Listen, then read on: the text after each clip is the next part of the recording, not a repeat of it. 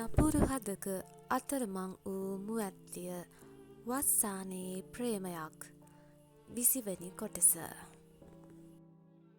කෝටිකක් මෙතනට එනවා. පෑසියක්කත් එක්කගෙන එනවා.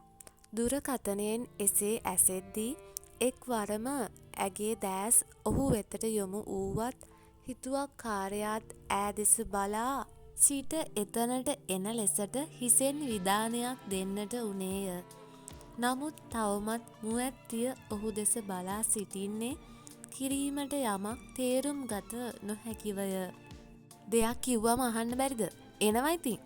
නැවතත් ඔහු කියන්නට වද්දී මුවැත්තිය අසුනෙන් නැගිට ගනිමින් පැහැසිත් සමග එන්නට වූයේ හිතුවක්කාරයාත් ඔහුගේ මවත් සිටිනා ස්ථානයටය.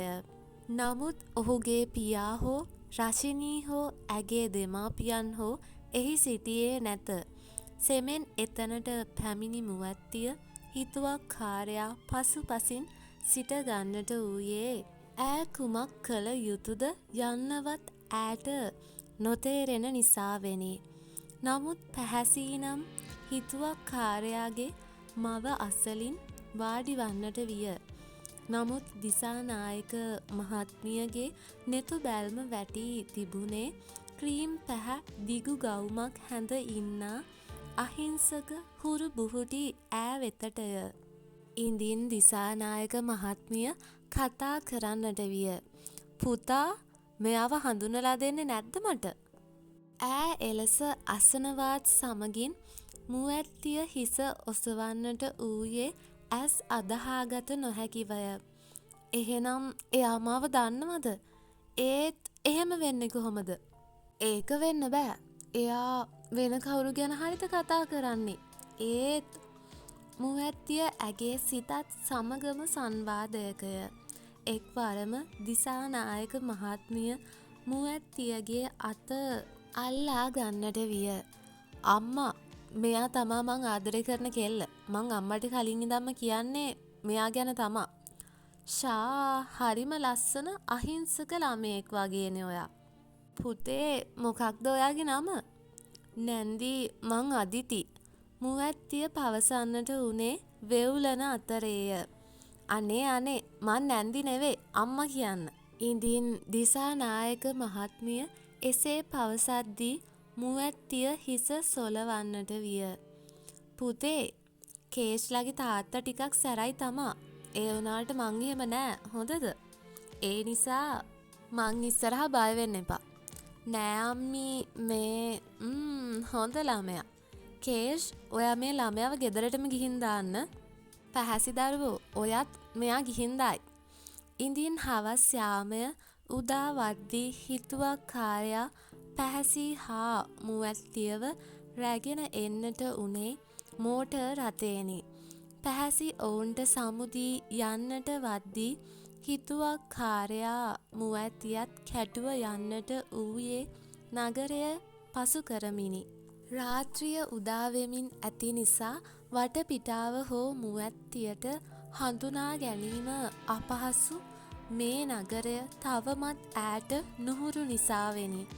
අඩ හෝරාවක් පමණ ගතවන්නට වද්දී ඔවුන් ළඟා වූයේ ඔවුන්ගේ ගමනාන්තය වූ තරු පහේ හෝටලයක් වෙතය.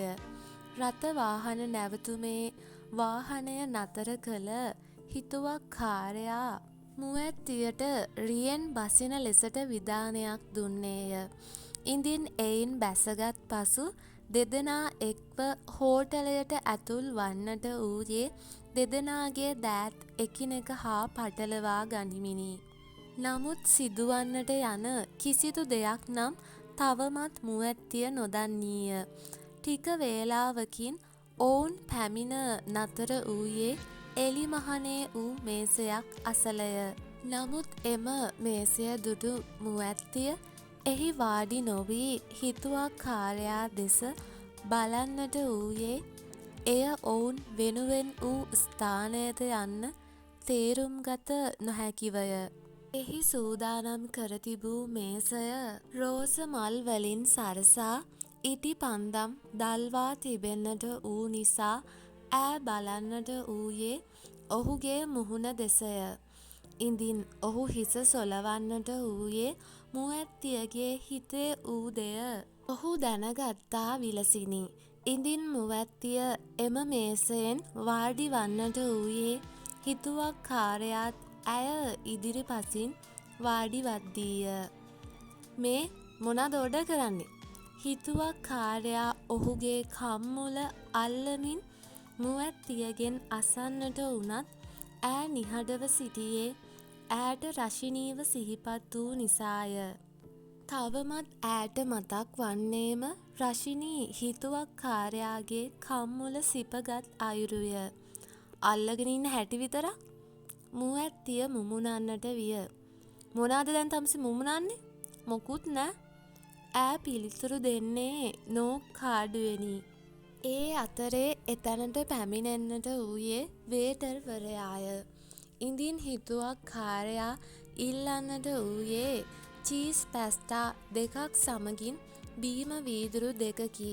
මොහොතකින් ඒවා ඔවුන් ඉදිරියේ වූ මේසය මත වෙද්දී මුවැත්තිය සිතින් සතුටු වන්නට වූයේ තමාගේ ප්‍රියතම කෑම තවමත් ඔහු අමතක කර නොමැති බැවිනි. නමුත් තවමත් ඈ ඔහු හා කතාවට නොවැටී ඉන්නට වග බලා ගත්තේ ඇති කෝපය නිසාවෙනි. මොකද තමුසෙ ඔරවන්නේ? කෑම එක්ක පලිදරන්නේ නැතුව ඔන්න ඕක කනවා. හිතුවක්කාරයා එලෙස පවසන්නට වූයේ කෑම පිඟානට රවමින් ඉන්නා මුවැත්තියටය. අනේ මට වැඩේමයි. ඈ එලෙස කියමින් කෑම කන්නට වූයේ ඔහුටත් රවන්නට අමතක නොකරය.